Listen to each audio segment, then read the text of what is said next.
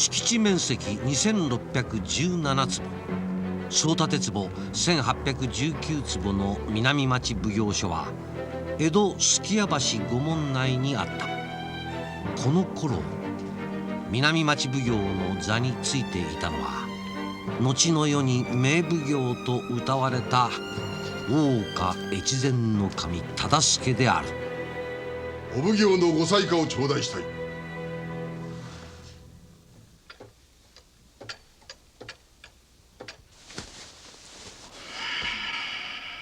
岡村さん、見つかりません。しょうがない、もう探すぞ。お奉行様、お奉行、お奉行様、笹倉様、いたか。いや、どこにもおいでになりません。どこにもおらん。また奉行所こっそり抜け出して町場でこれなんじゃないですか。目を通していただかねばならぬ書類が山積みだというのに。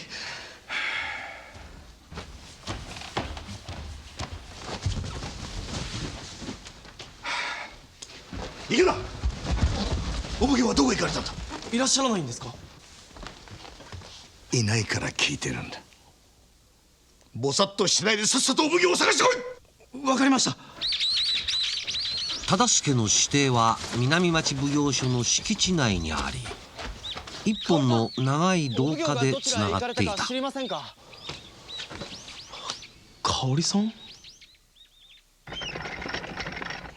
香織さん、お奉行の行き先。お奉行、こちらにいらっしゃったんですか。もう大きな声を出すな。頭に響く。ゆうべの酒がまだ抜けきらんのだ。また二日酔いですか。香織にな、濃いめの茶を頼むと言ってくれ。香織さん、お出かけになってるみたいです。え出かけた？え。お茶は私がお入れします。香織のやつ、どこへ行きやがったんだ。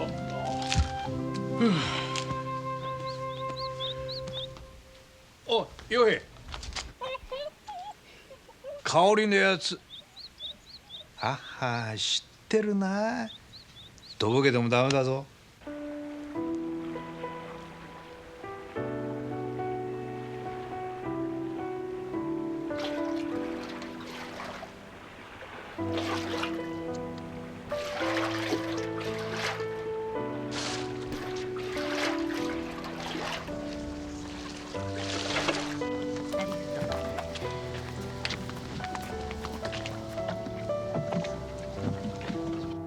香織さん。父とはどういう関係なんですか。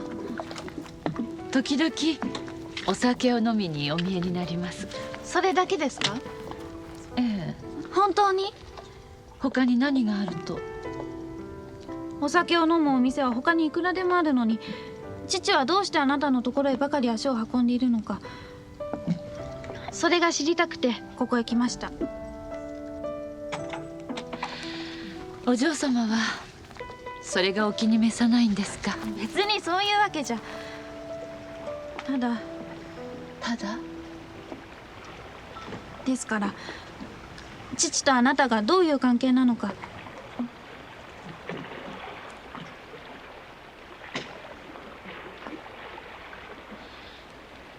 大変だ、人が死んでるぞ。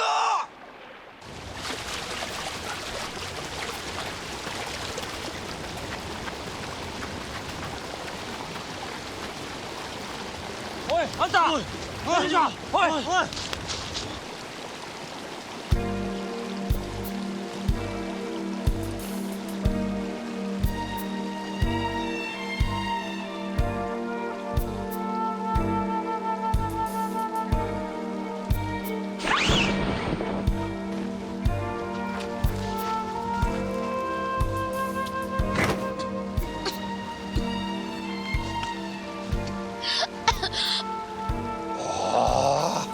もう大丈夫だ。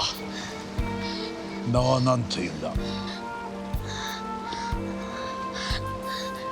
私私の名は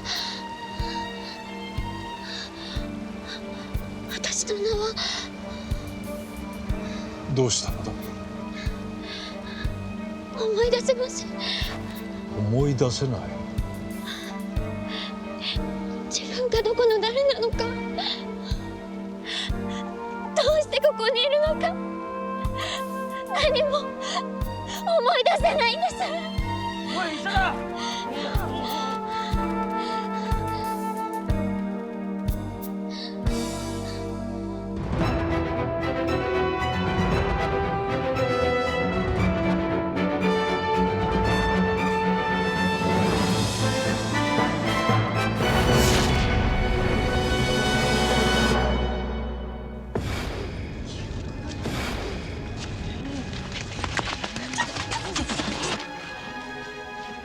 おっかさん！間違いない！おすみだよ！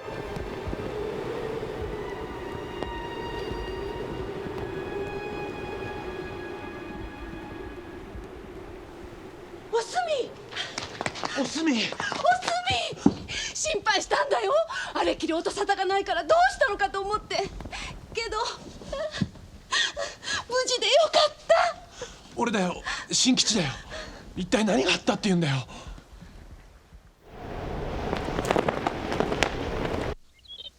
おすみという名だったのか。猿若町で汁粉屋を営むお政の店に半年前から通い奉公をしていた女で、おすみを気に入ったお政はいずれはせがれの新吉の嫁にと考えていたらしいのですが。おすみはまだ何も思い出さないのか。はい。ですが何はともあれ身元が分かって一安心です。お奉行、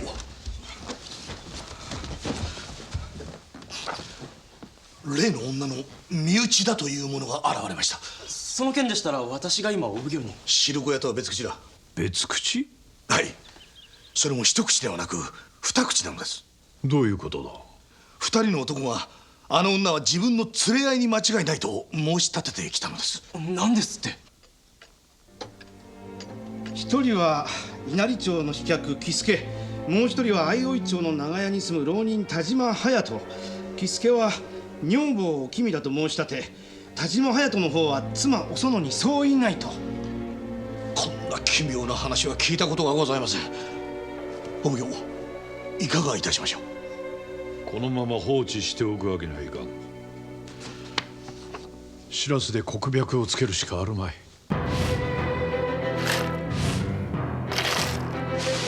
3日後、女の素性をめぐる知らせが南町奉行所において開かれた。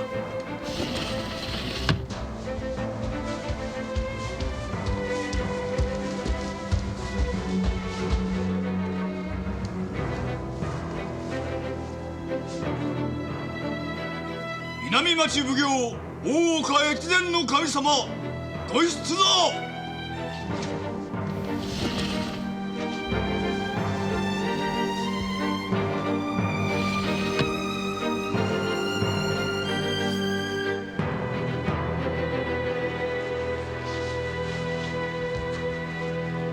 一同の者、表を上げよ。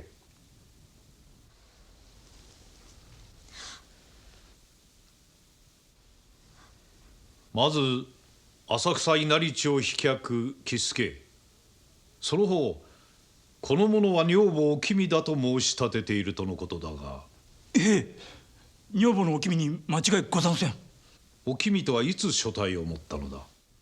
半年ほど前です。雷門近くの一膳飯屋で働いてたお君においらが一目惚れして一緒に暮らすようになりました。こいつがあれは100人力よ。じゃあ行ってくるね。お君のこしらえる弁当はおいらの自慢でした。この月末には親戚や仕事仲間に集まってもらって正式な祝言を挙げることになってたんです。喜助のこと何か覚えているか。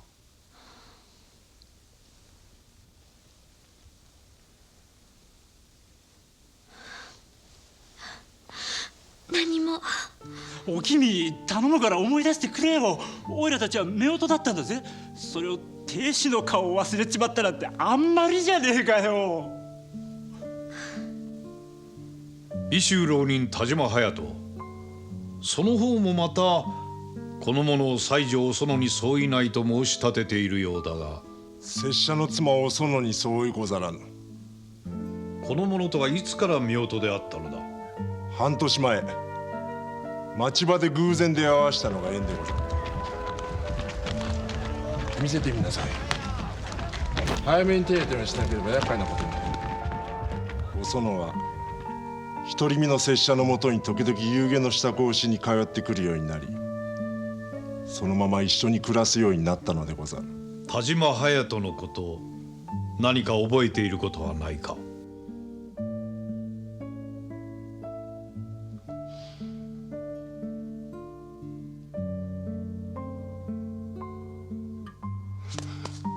たとえ記憶を失っていようとも拙者の妻であることに変わりはござらぬ。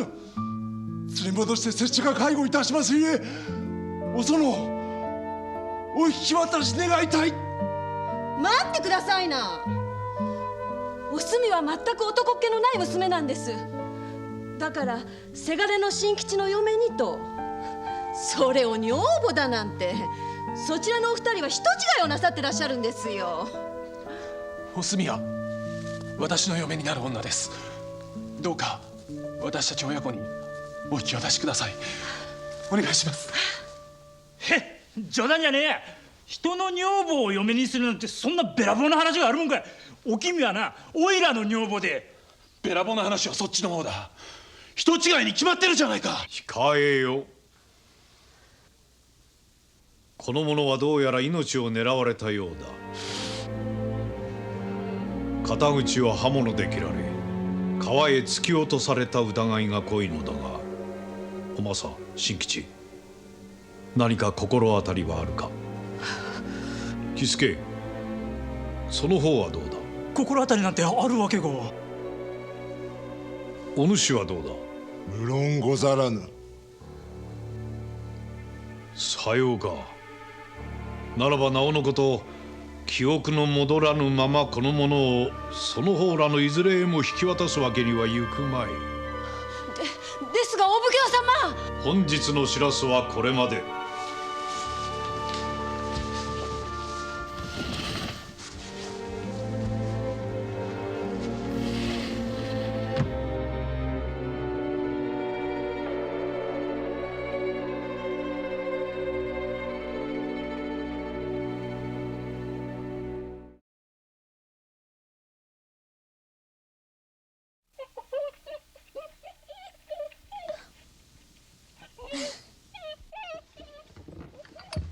どうぞ召し上がれ。すいません。助けていただいたお方がお奉行様だったなんて。父上はよくここを抜け出してうろうろと町を出歩いているの。だからたまには人助けぐらいしないと。お政親子と喜助、田島隼人の申し立てに嘘はなく、吟味方の連中の話だと周りの人間から聞き出した3人の人相年格好がどれもあの女にそっくりだと。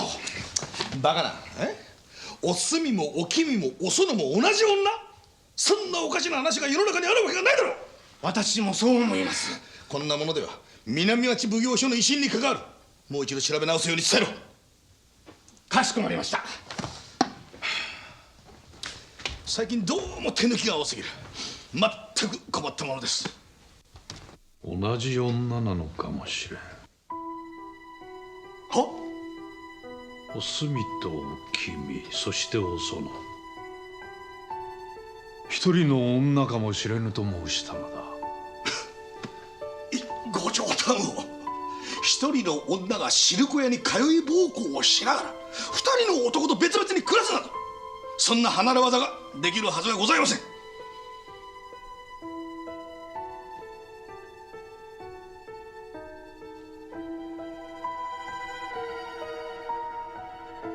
お待ちどうさまでした。美味しいですよ。召し上がってください。おすみは朝から店を閉める日暮れ前の7つ半まで通ってきていたようです。喜助は月のうち半分以上地方へ出かけていて、女房のおきみは一人でいることが多かったみたいです。田島隼人も用心棒として蔵前の両替商に泊まり込んでいて、時々しか家には帰っていません。だからお園が田島隼人の留守の間に汁小屋に通い奉公をしながら、一方喜助の女房として暮らしていることに誰も気がつかなかったのだ。やはり3人ともあの女なのですね。おそらくな。しかしどうしてなんでしょう。あの女はなぜわざわざそんな手の込んだことを。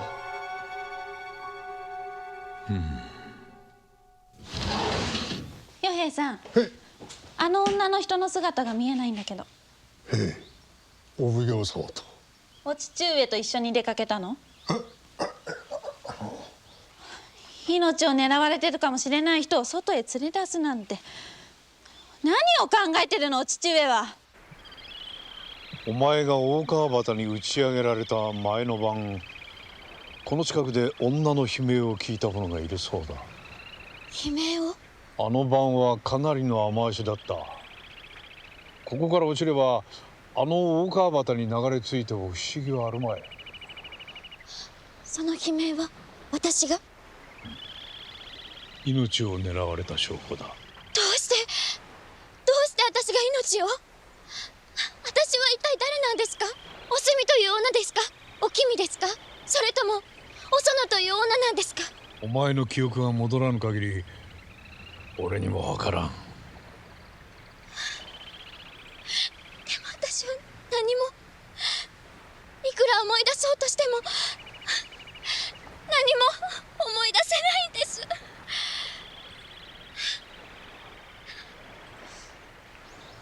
焦ることはない。今は思い出せなくてもいずれ記憶を取り戻せる時が来るかもしれん。それまでこのおりんの店で働いてみるか。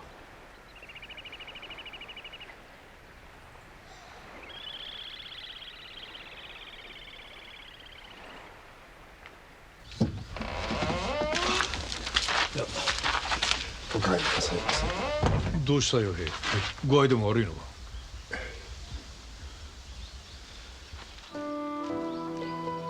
香織、何を怒ってるんだ。怒るのは当然です。あの人をどこへ連れ出したんですか？知り合いに預けた。知り合いって？知り合いは知り合いだ。お父上、もしかして知り合いってあのおりんさんとかいう人なんじゃ？やはりそうなんですね。命を狙われてるかもしれない人を赤の他人に預けるなんて。おりんなら安心して預けられる。あの人の面倒は私が見るつもりだったのに、私には任せられないということですか？そうじゃないよ。ここに閉じこもっているより外へ出て人に接する機会を増やした方が記憶を取り戻すのにも役に立つ。さくらの散歩にだって誘うつもりだったし、買い物にも一緒に行こうと思っていたのです。要するに娘の私じゃ頼りないからあのおりんさんに預けたってことよね。わかりました。お好きにどうぞ。香織さん、お奉行はどちらですか？知るもんですか。おい大輔、どうかしたんですか？気にするな。お待たせしました。出ました。お酒も一本。はい。大きい方ね。お酒をもう一本。もしかしてあの人以前酌婦をしていたのかもしれませんね。酌婦？はい。初めはぎこちなかったんですけど、すぐに慣れたみたいだし、なんだかそんな気が。一本つけてもらおうか。いらっしゃい。つまみは適当に3つころってくんな。すぐお持ちします。お待たせしました。おお、ついてこんね。おお、新顔だね。年はいくつだ？またかみさんに手されますよ。お待ちどうさま。どうぞ。酌はあっちの女にしてもらいてえな。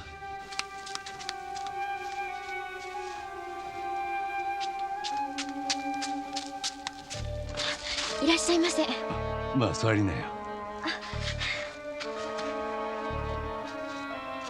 おめえさんも一杯どうだい？いえ、私は。遠慮はいらねえよ。さあ。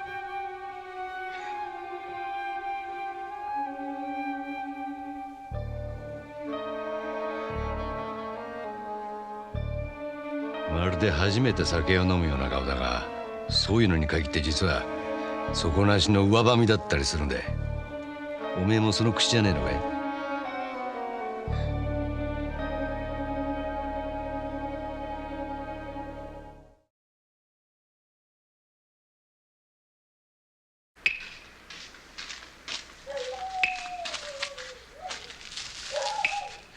さっきあの店にいた。俺に何か用かい？あの店の女を以前から知っているようだな。だったらどうだってんで。どういう知り合いか聞かせてもらいたい。赤の他人に教える義理はねえな。あの女は記憶をなくしてるんだ。お前さんが話してくれたら記憶を取り戻す手がかりになる。おめえさん一体何者なんだい？俺かい？無役の御家人ってやつだよ。だったら悪いことは言わねえ。あの女に関わるのはやめときな。ろくなことにはなりませんぜ。さっきの人が私のことを知っている。あの男の顔覚えていないのね？思い出せません、何も。私、本当に何も思い出せないんです。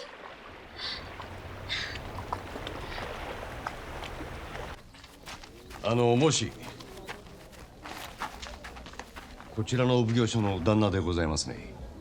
年番方同心の岡村源八郎だが、お前は？ええ、駿府のご城下でこいつをお預かりしてる五郎蔵で。金目鯛の煮付けか。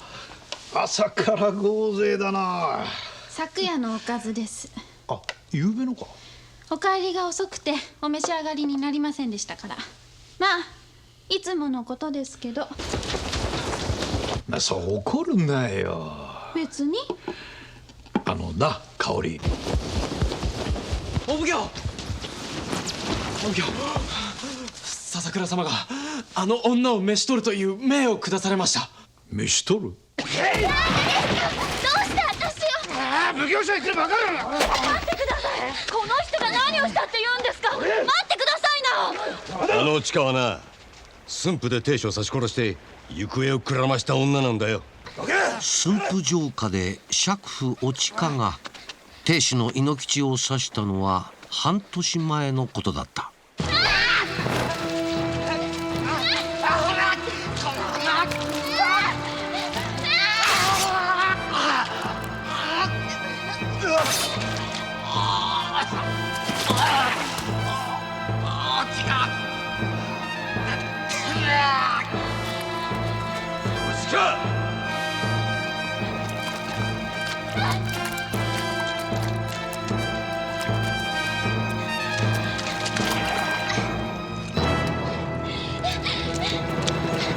私がその猪吉って人を殺した？猪吉はお前の亭主だ。私の亭主？その亭主をおめえは出刃包丁で刺し殺したんだよ。でも私何も覚えてないんです。覚えていようがいまいがうちか、おめえは人殺しだ。亭主殺しの大罪人なんだよ。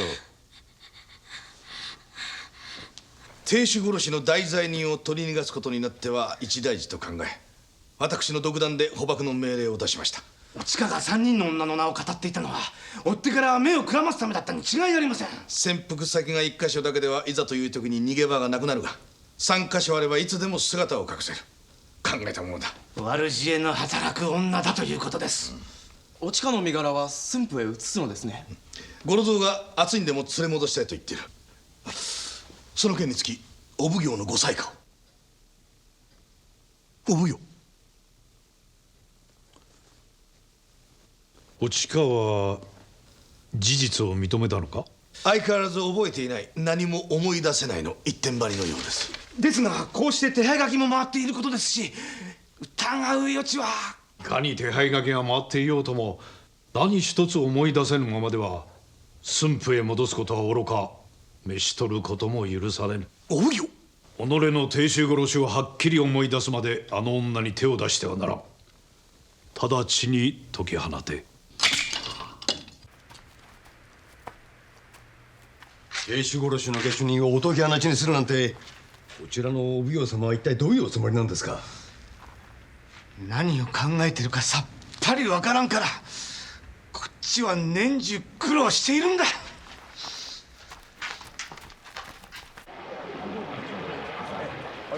覚えていようがいまいがオチか。おめえは人殺しだ。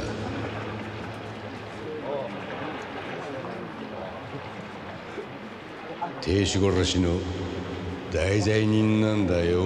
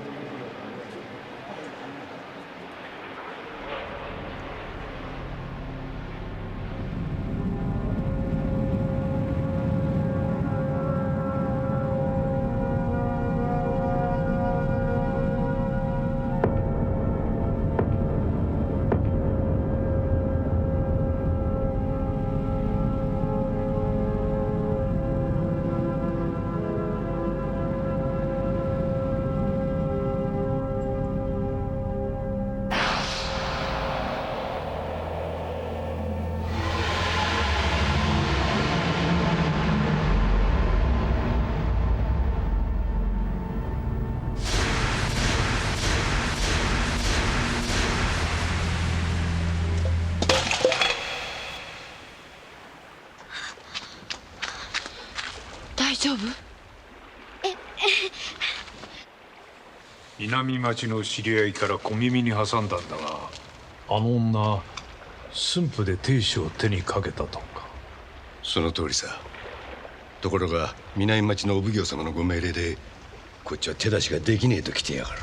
だったら奉行所に任せておけばいい。そうはいかねえ。あの女は俺がこの手で必ずしょっぴいてやる。十手持ちの意地ってやつか。それとも他に何か訳でもあるのかな。なんだと？あの女南町の手の内にあって早晩お縄になると聞いている。それまで待てないわけがお前さんにはあるのかと思ってな。そんなもんありゃしねえよ。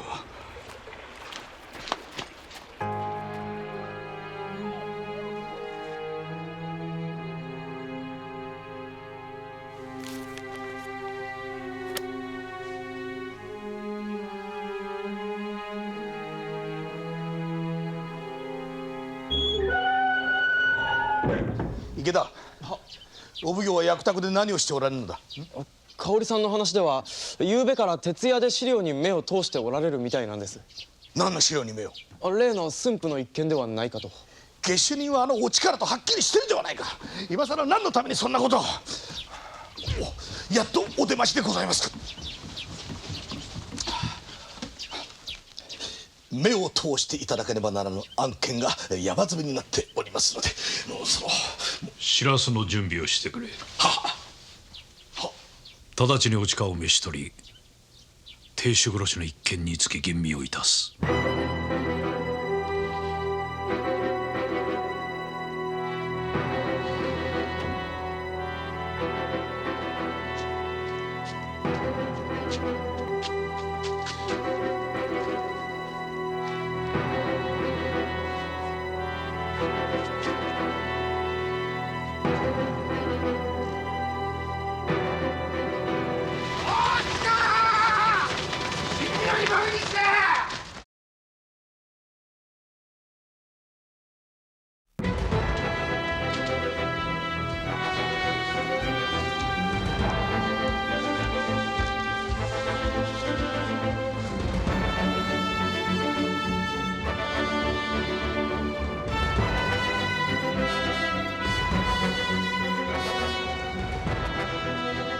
南町奉行大岡越前の神様ご出動。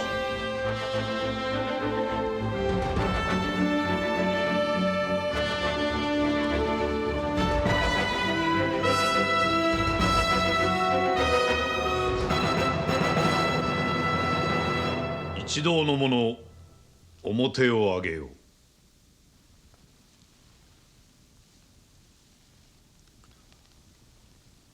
おちか、その方、半年前駿府城下において亭主猪吉を殺害したることしかと思い出したか。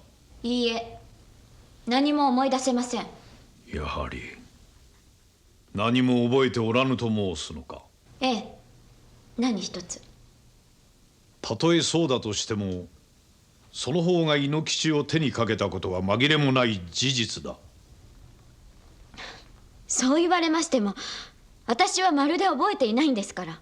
思い出せぬのならば、その方がいかに性悪女であったか奉行の口から聞かせてやろう。いつものお奉行となんだか違いますね。町奉行たるお方はかくあるべし。やっとお気づきになられたようだな。その方、二夜を誓った亭主猪吉を情け容赦なく手にかけたばかりか、この江戸へ逃げ込み別人になりすました。しかも三人の女にだ。お政新吉親子、喜助、田島隼人の4人をまんまと騙し、三人の女になりすますことで亭主殺しの咎を逃れようとしたのだ。まさに悪鬼のごとき所業、前代未聞の性悪女だ。何も思い出せず、何も覚えておらぬという言い逃れはもはや通用せぬ。先般奉行所の役人が駆けつけた折逃げ出したとのこと。つまりその方の記憶がすでに戻っているからだ。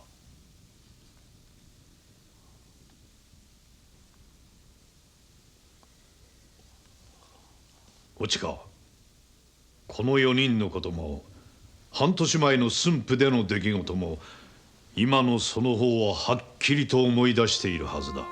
その方ら4人はこの性悪女に利用されていただけなのだ。お奉行様、私たち親子が知ってるお墨はお奉行様がおっしゃるようなそんな性悪女ではありません。短い間だったけどお墨が来てくれて、私も新吉もどんなに楽しかったか。どうだい？ちょっと甘みが足りないかも。もうしょうがないね、まったく。いつまでたっても半人前のままじゃお墨に嫁に来てくれない。もうおかみさんてら。おすみ、お奉行様がおっしゃることは間違いだろう。俺には信じられない。お奉行様、お君はおいらにとっちゃもったいねえぐらいいい女房でした。そんな人殺しなんて大それたことできるはずはねえんです。よかった、少し熱下がったみたい。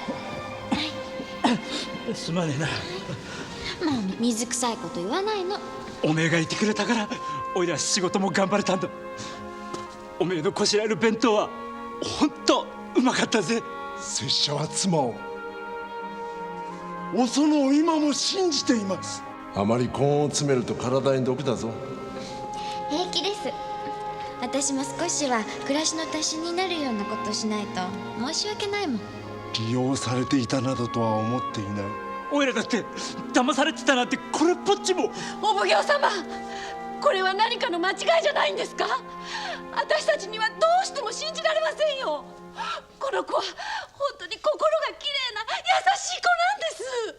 おちか、今もその方を信じようとする4人の善良な心根を目の当たりにしてもなお何も覚えておらぬと言い張るつもりか。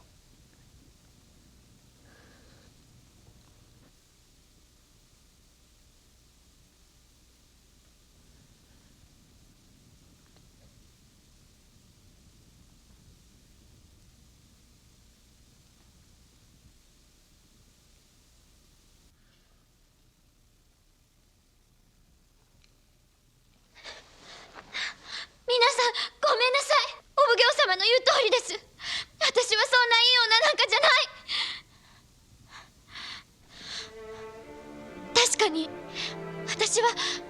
子を、猪吉をこの手で刺し殺しました。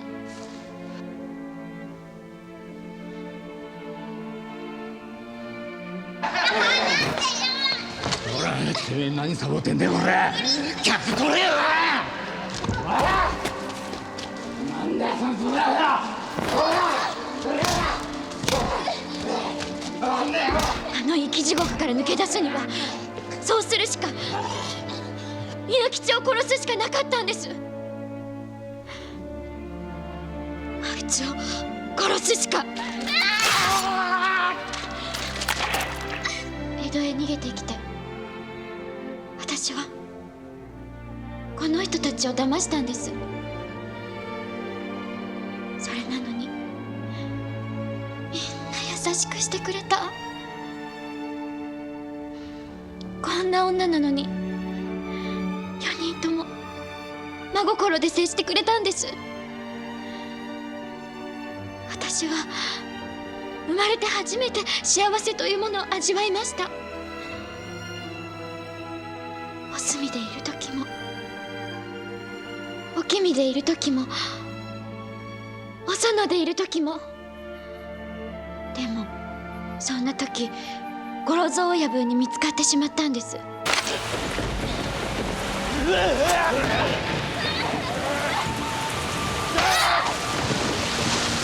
あの大川端に流れ着き、気がついた時には記憶がなくなっていました。名前も自分がどこの誰なのかも。だが五郎蔵と再び出会ったことで全てを思い出したのだな。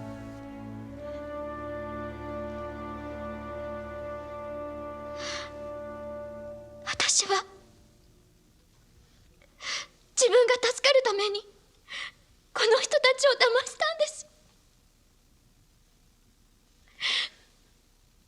なのにこの人たちは今でも私のことを信じてくれているなんて。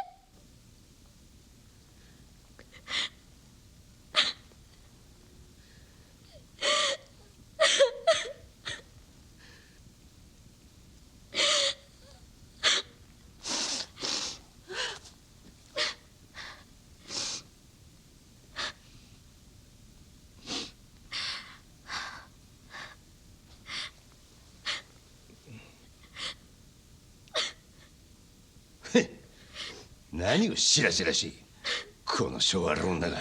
控え。さて五郎蔵、お近を見つけた折、なぜ実手ではなく合口を使ったのだ。途中で実手を落としたもんで仕方なく合口を。お近が死ねば全て思惑通りにけりがつくと考え合口を使ったのであろう。おっしゃっている意味が分かりかねますが、死んだ猪吉はかつてその方の下っ引きをしていたようだが。へえ、随分と前の話ですが。下っ引きならばその方の悪行の数々当然見知っていたであろうな。悪行ですって。実手の意向を重ね、駿府城下の商家や花町に賄を強要し、多額の金子と引き換えに咎人を見逃しにしてきたその方の悪行だ。だからこそ猪吉の死はその方にとって好都合だったのだ。いくらお奉行様でもそんな見当違いな言いがかりは慎んでもらいてえや。猪吉を刺し殺したのはこの女なんですぜ。確かに猪吉を刺したのはお近だ。だがこの調べ書きによれば猪吉の直接の死因は刺し傷ではなく溺死だとある。猪吉殺害の場に居合わせたのはお近のほかにその方しかおらぬ。これぞその方が猪吉の息の根を止めた動かぬ証拠だ。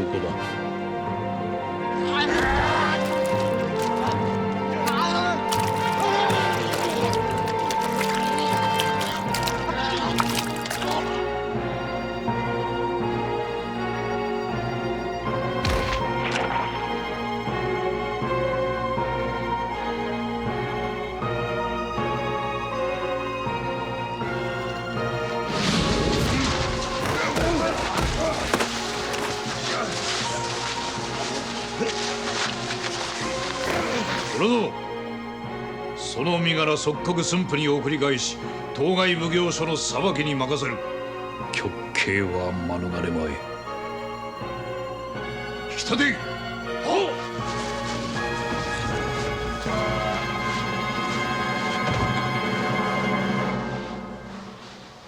その方ら4人にはこの越前から詫びねばならん。差し紙を送り白洲に呼び立ててすまなかった。おちかに真実を語らせることができるのはこの半年共に過ごしたその方らしかおらぬと思ってな。お奉行様、お願いします。おすみを助けてやってください。殺したのはさっきの男なんですよね。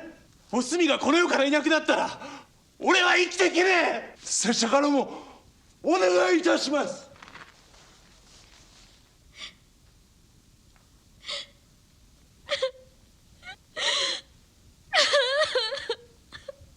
おちか、耐え難い生き地獄から救ってくれたこの者たちの優しい心根に応えるためにも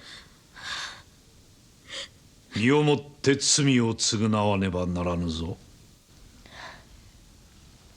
どのようなお裁きも覚悟しております。裁きを申し渡す。おちか、その方に江戸十里四方所払いを命ずる。お奉行様。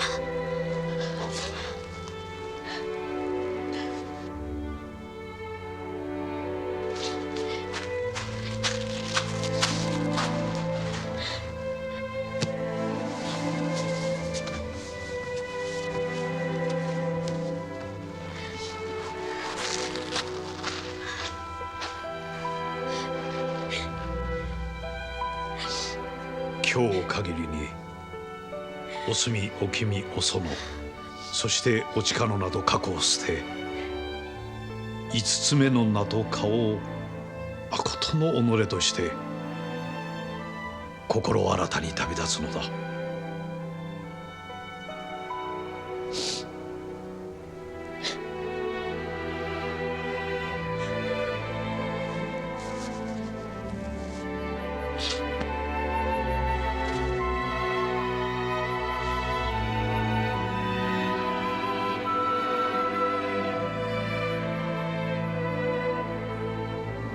本日はこれまで。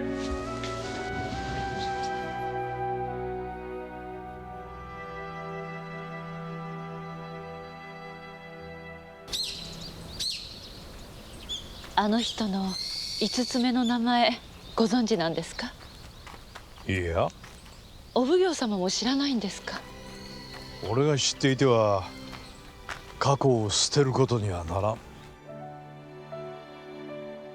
小さな体に宇宙の風を受けて眩しい光の中へ、大きな愛に出会うために奇跡のこの星に生まれたあなた、結んだ手のひらに明日をつかみ、香織、力で泣くのはなぜ、風吹く大地。何をしておいでなのですか、お父上。いや、何をって散策だよ。今日は天気がいいからな。でしたらさくらのお散歩をお願いします。さくらの散歩？よし、分かった。はい、はい、行こう。行くぞ。はい、さくら、はい、行こう。風に向かって翼広げて